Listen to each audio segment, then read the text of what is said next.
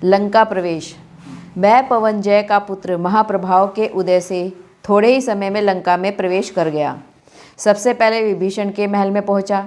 विभीषण ने हनुमान को पूरा सम्मान दिया। दोनों में वार्तालाप हुआ। तब हनुमान ने कहा, जो राजा रावण आधे भरत क्षेत्र का स्वामी है, उसके लिए ये कहाँ उचित है कि वह वनवासी की स्त्री को चोरी से हरण कर ले। राजा को मर्यादा में रहना चाहिए, यही मूल मंत्र है। अगर राजा ही अनाचारी हो जाएगा तो फिर सारे संसार में अन्याय के प्रवृत्ति हो जाएगी। इस तरह के कार्य करने वाले राजा की सर्वत्र संसार में निंदा होती है। इसलिए जगत के कल्याण के लिए रावण को समझाओ, न्याय का उल्लंघन ना करे। उन्हें कहो, हे नाथ, जगत में अपयश का कारण यह धर्म है जिससे संसार नष्ट हो, ऐसा कर्म मत करो। आपके कुल का चरित्र केवल पृथ्वी पर ही प्रशंसा के योग्य नहीं है, वरन स्वर्ग में भी देव दोनों हाथ जोड़कर आपके पूर्वजों की प्रशंसा करते हैं। आपका यश सर्वत्र फैला हुआ है। तब विभीषण ने कहा, मैंने कई बार बड़े भाई को समझाने का प्रयास किया है, परंतु वह मानने के लिए तैयार ही नहीं है। जिस दिन से वह सीता को हर कर लाया है, हमसे बात भी नहीं करता। अब मैं तुम्हारे वचन एक बार फिर से रावण के समक्ष दोहराऊंगा, परंतु ऐसा लगता है कि वह यह हट समाप्त होना बहुत ही कठिन है। आज 11वां दिन है, सीता निराहार है, जल का भी त्याग कर रखा है, फिर भी रावण को दया नहीं आ रही। वह यह बात सुनकर हनुमान को बहुत क्षोभ हुआ तथा स्थान के बारे में जानकारी लेकर वह प्रमद नाम के उपवन में पहुँचे, जहाँ पर सीता को रखा गया था। उस महाउपवन की सुंदरता को निहारते हुए हनुमान सीता की खोज करने लगे। उन्होंने दूर से ही सम्यक दर्शन सहित महासती सीता को देखा।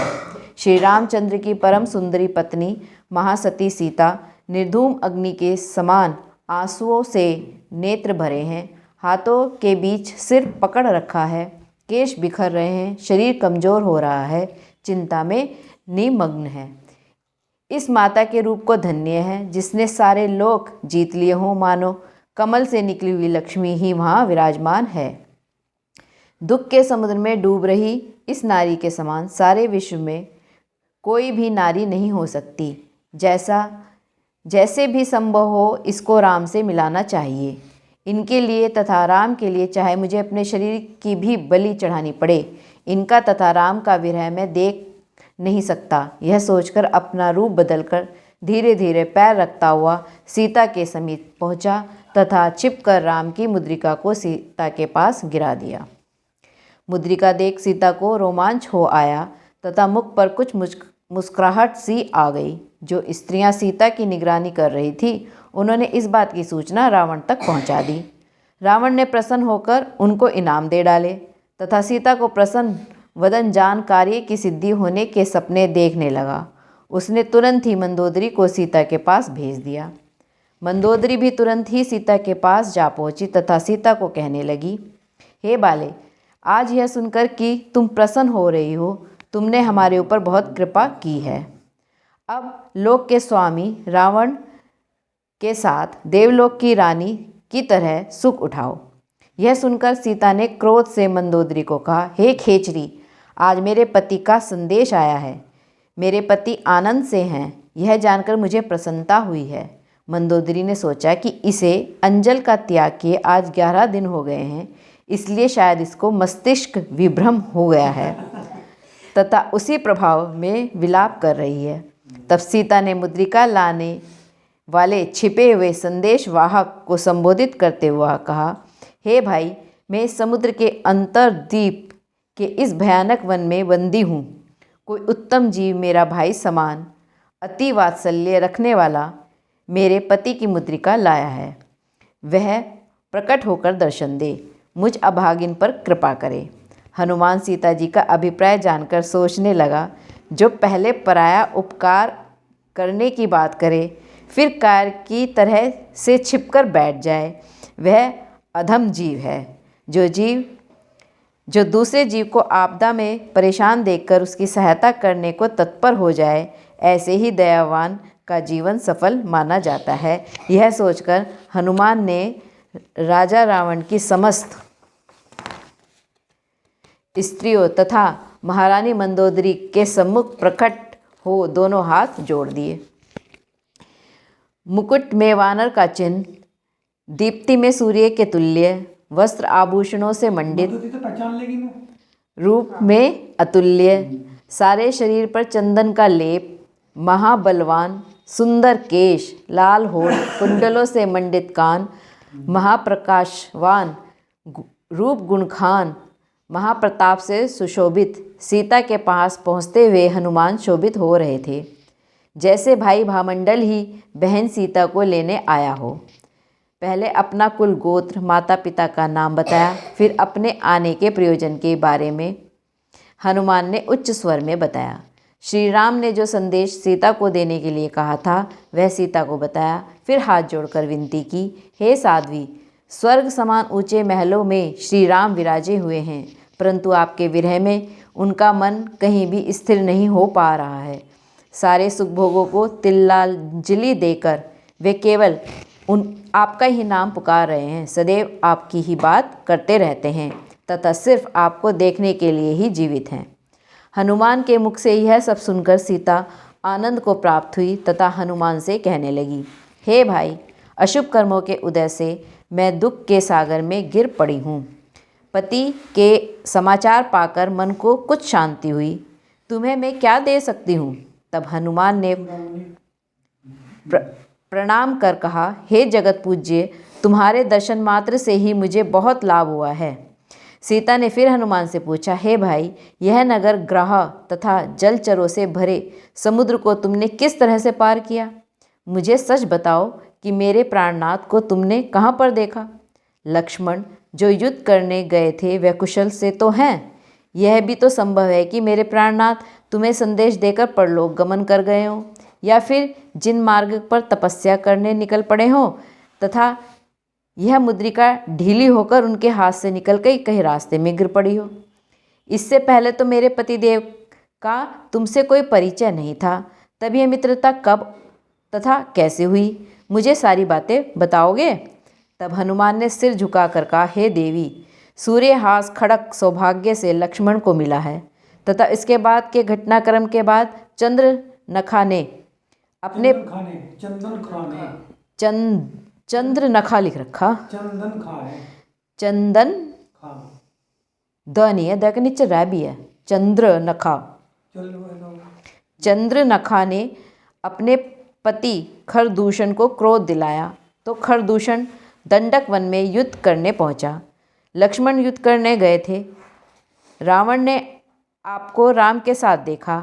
आपको देखने से अविवेकशील बन कपट से सिंहनाद किया तो राम लक्ष्मण के पास पहुँचे तथा वह पापी आपको यहाँ उठा लाया।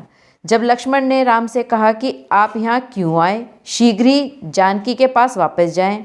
राम वापस पहुँचे तथा आपको वहाँ ना पाकर खेद खिन्न हुए। आपको खोजने कहाँ कहाँ नहीं भटके।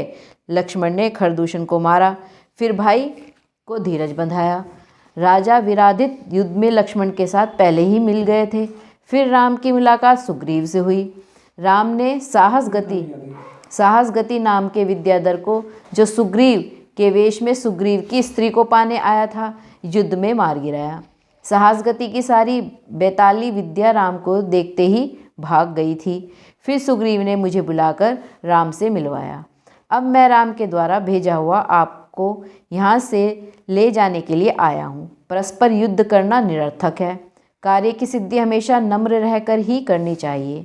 लंकापुरी का स्वामी दयावान है, विनयवान है, धर्म अर्थ काम का वेता है, कोमल हृदय, सौम्य स्वभाव, वक्रता रहित, सत्यवादी, महाधीर वीर है।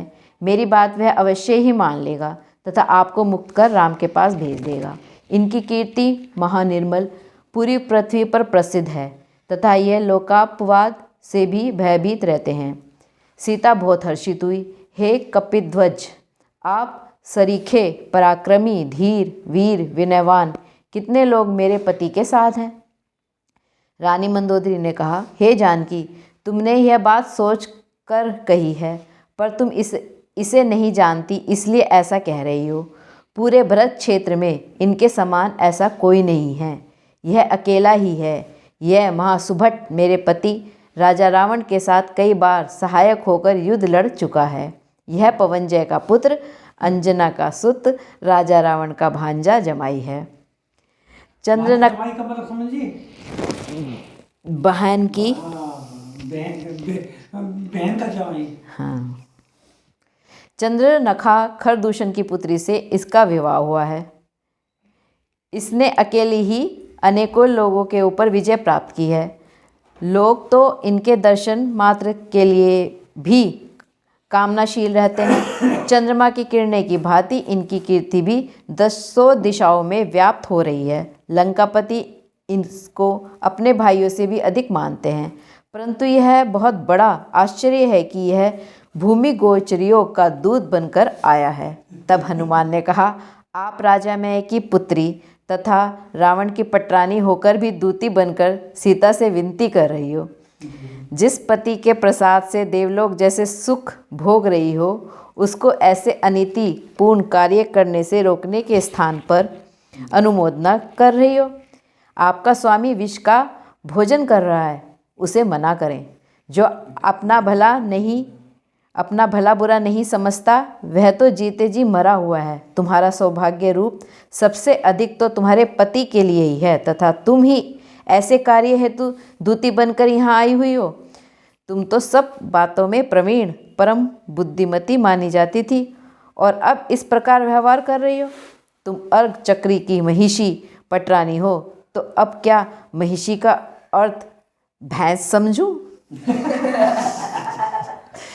महिषी का दोनों अर्थ है, भैंस भी होता है और महिषी का मतलब बुद्धिमान भी होता है। यह बात सुनकर हनुमान के मुख से सुनकर पटरानी मंदोदरी क्रोध से कहने लगी, ओहो, तू तो दोष रूप है। तेरी वाचालता निरर्थक है। जब मेरे पति राजा रावण को पता चलेगा कि तुम राम के दूत बनकर सीता के पास आए हो, तो वह तुम्हारा वह हाल कर देगा जो उन्होंने अभी तक किसी का भी नहीं किया है। जिसने राजा रावण की बहनोई सेनापति खरदूषण को मारा, राजा सुग्रीव उसके सेवक हो गए, रावण की सेवा छोड़ दी। वे सभी मंदबुद्धि हैं, राजा कहलाने योग्य भी नहीं है। इन सब की मृत्यु निकट आ गई है, इसलिए ये सब भूमि गोचरी के सेवक हो गए हैं। अति मूढ़, निर्लज, तुच्छ बुद्धि, कृतघ्नि, व्यर्थ गर्व कर मरने के लिए तत्पर हो रहे हैं। यह सुनकर सीता ने कहा, हे मंदोदरी, तुम मंदबुद्धि हो जो ऐसी व्यर्थ की बातें किए जा रही हो। तुमने मेरे पति के अद्भुत पराक्रमों के बारे में शायद कुछ भी नहीं सुना है। शूरवीरों तथा पंडितों की गोष्ठी में मेरे पति प्रमुख होते हैं। उनके वज्रावृत धनुष की टंकार सुनकर युद्ध में बड़े बड़े योद्धा भी भाग खड़े होते हैं। उनके छोटे भाई लक्ष्मण के सामने भी बड़े बड़े योद्धा नम्रभूत हुए नजर आते हैं। बहुत कहने से क्या लाभ। मेरे पति राम तथा देवर लक्ष्मण शीघ्र ही समुद्र पार कर लंका पहुँचेंगे, तथा युद्ध में थोड़े दिनों बाद ही तुम अपने पति को मृत अवस्था में जमीन पर पड़ा देखोगी। मेरा पति प्रबल पराक्रमधारी है। तुम पापी भरतार की आज्ञाकारी दूती होकर आई हो, इसलिए अब शीघ्र ही तुम्हें विधवा होना निश्चित है, तथा रुदन ही तुम्हारा भाग्य होने वाला है। टाइम चलता रहना। यह बात सीता के मुख से सुनकर मंदोदरी, राजा मय की पुत्री, राजा रावण की पटरानी अति क्रोधित होकर कटु वचन कहते हुए सीता को मारने आगे बढ़ी, तो हनुमान उन दोनों के बीच में खड़े हो गए। दोनों की लड़ाई में मंदोदरी तुरंत ही रावण के पास जा पहुंची। उनके जाते ही हनुमान ने सीता को समझाया, हे देवी, यह सागर के अंत तक की पृथ्वी राम की है, इसलिए यहाँ पर पैदा होने वाला अन्न जल भी उनका ही है। उसे दुश्मन का मत समझो। फिर समझाया कि आपने प्रतिज्ञा की थी कि पति के समाचार सुनकर अन्न जल ग्रहण करूँगी, सो वह समाचार भी आपको मिल गया। तो सीता ने आहार लेना स्वीकार कर लिया। हनुमान ने ईरा नाम की दासी को भोजन लाने की आज्ञा दी। भोजन आने पर सीता ने विधिपूर्वक आहार ग्रहण किया। तब हनुमान ने विनती की, हे पतिव्रते, हे पवित्रे, हे कुलभूषणे, आप मेरे कंधों पर चढ़ जाएं, मैं आपको शीघ्र ही राम के पास पहुंचा दूंगा। जो आपके ध्यान में मग्न हैं, उन्हें आप शीघ्र ही देख सकेंगी। तब सीता ने रोते हुए जवाब दिया, हे भाई, पति की आज्ञा जब तक नहीं मिले मेरा यहाँ से जाना उचित नहीं। अगर उन्होंने पूछ लिया कि बिना बुलाए क्यों आ गई, तो फिर मैं क्या जवाब दूंगी।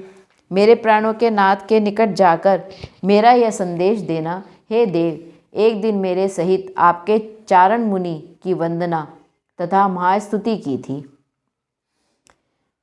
राम के साथ की होगी इन्होंने। दंडकवन में। हाँ, और निर्मल जल से भरे सरोवर में जहाँ कमल खिले हुए थे, वहाँ पर हम दोनों जल क्रीड़ा कर रहे थे कि एक महामदमस्त हाथी वहाँ पहुँचा आ गया, जिसको आपने वश में कर उस हाथी की गर्व खत्म किया था। एक दिन मैं एक सुंदर उपवन में क्रीड़ा कर रही थी तो कुछ भ्रमर मेरे पीछे पड़ गए थे। तब आपने मुझे गोद में उठाकर मेरी व्याकुलता को दूर किया था। एक दिन जब मैं सरोवर के निकट बैठी हुई थी, तब आपने कमल नाल से मुझे छेड़ा था। आपने एक पर्वत पर मुझे नंदिनी वृक्ष दिखाए थे। एक बार जब कर्णकुंडल नदी के तट पर दोपहर के समय आए चारण मुनि की विधि पूर्वक आहार दिया था, तो देवों ने भी उस दान की प्रशंसा की थी। फिर सीता ने अपनी चूड़ामणि उतारकर हनुमान को दी तथा कहा कि इनको देखने से उन्हें विश्वास हो जाएगा कि आपने मुझे देखा है तथा मुलाकात की है। फिर सीता ने अपना संदेश जारी रखा, मुझे यह भली भांति पता है कि आपकी मुझ पर कृपा सदैव ही रही है तथा मुझे अपने प्राणों से भी ज़्यादा सावधानी से रखा है। मुझसे वियोग हुआ है तो आपकी कोशिश से मिलन भी होगा। यह कहकर सीता फिर रोने लगी। तो हनुमान ने धीरज बंधाया, हे माता, जो आपकी आज्ञा होगी वही होगा। अब शीघ्र ही आपका मिलन आपके स्वामी से होगा। यह कहकर हनुमान ने सीता से विदा ली।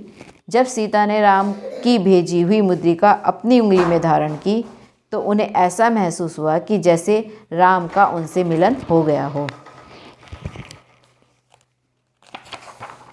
एक पैराग्राफ और पढ़ लूँ। उस उपवन की सेविकाएं तथा रक्षिकाएं हनुमान के रूप को देखकर सोचने लगी, यह तो साक्षात कामदेव है जो वन की शोभा देखने आए हैं। अतः वह उन्हें रिझाने की भांति भांति से कोशिशें करने लगी। रावण को सूचना मिली तो उसने निर्दयी किंकरों को हनुमान से लड़ने भेज दिया कि उस उपवन में जो मेरी क्रीड़ा की जगह है वो कोई उपद्रवी घुस आया है, उसे मार डालो। किंकरों ने उपवन में पहुंचकर वहां के रक्षक राक्षसों से पूछा, तुम वन के रक्षक हो, प्रमाद में पड़े हो, तुम्हारे इस प्रमाद के कारण कोई उपद्रवी यहाँ घुस आया है। वह दुष्ट तथा अविनयी है। वह कौन है तथा कहाँ है? यह बात हनुमान के कान में पड़ी तो उसका ध्यान उधर गया। देखा कि भांति भांति के शस्त्र लेकर सेना आ रही है। उन्हें देखकर हनुमान ने विद्या के प्रयोग से अपना रूप दिखाया, उगते सूर्य के समान क्रोधायमान। उन्हें उस रूप में देखकर किंकर वहाँ से भाग गए। फिर जब क्रूर सुपटों की सेना ने हनुमान पर शस्त्रों से हमला किया तो हनुमान ने उस शस्त्रों के बचाव के लिए उपवन के पेड़ों को उखाड़कर तथा शिलाएं फेंक कर सेना का बहुत नुकसान किया। फिर अपनी रक्षा के लिए उन्होंने उपवन को तहस नहस करना प्रारंभ किया, भवन तोड़ डाले, पेड़ों को जड़ से उखाड़कर सेना का नाश किया। वन युद्धभूमि में बदल गया, पूरी लंका भयभीत उठी। तब इंद्रजीत मेघवाहन भी सेना के साथ साथ वहां पहुंच गया। लंका की भूमि पर युद्ध प्रारंभ हो गया। अंततः इंद्रजीत ने नागपाश का उपयोग किया तथा हनुमान को पकड़कर नगर में ले गया। उधर राज दरबार में लोग हनुमान की चर्चा रावण से कर रहे थे। हनुमान को सुग्रीव ने निमंत्रण देकर बुलाया। वह किहकंदपुर पहुंचकर राम से मिला। वहां से आते समय रास्ते में उसने महेंद्र राजा को जीता, साधुओं के उपसर्गों को दूर किया, दधिमुख की कन्या को राम के पास भेजा, वज्रमयी कोट का विध्वंस किया, वन रक्षकों का संहार किया, व्रज मुख को मारा, उसकी पुत्री लंका सुंदरी से प्रेम विवाह किया, फिर उपवन को पूर्ण रूप से विध्वंस कर दिया, मालियों को मार दिया। मालियों की स्त्रियों ने जिन वृक्षों को पुत्रों की भांति पाल पोष कर बड़ा किया था उन्हें जड़ से उखाड़ फेंका। यह सब सुनकर रावण का क्रोध बढ़ता ही जा रहा था कि इंद्रजीत हनुमान को बंदी अवस्था में लेकर उसके समक्ष पहुंच गया। बस। जिनवानी जग मैया जन्म दुख मेट दो, जिनवानी जग मैया जन्म दुख मेट, जन्म दुख मेट दो, मरण दुख मेट दो, जिनवानी जग मैया जन्म दुख मेट दो। समो शरण सा महल तुम्हारा, गणधर जैसे भैया, समो शरण का महल तुम्हारा, कुंद कुंद से पुत्र तुम्हारे, तीर्थंकर से सैया, जन्म दुख मेट दो, जिनवानी जग मैया जन्म दुख मेट दो। सात तत्व छह द्रव्य बताए हो उपकारी मैया, सात तत्व छह द्रव्य बताए हो उपकारी मैया, जो भी शरण में आया उसकी पार लगा दो नैया, जन्म दुख मेट दो, जिनवानी जग मैया जन्म दुख मेट दो।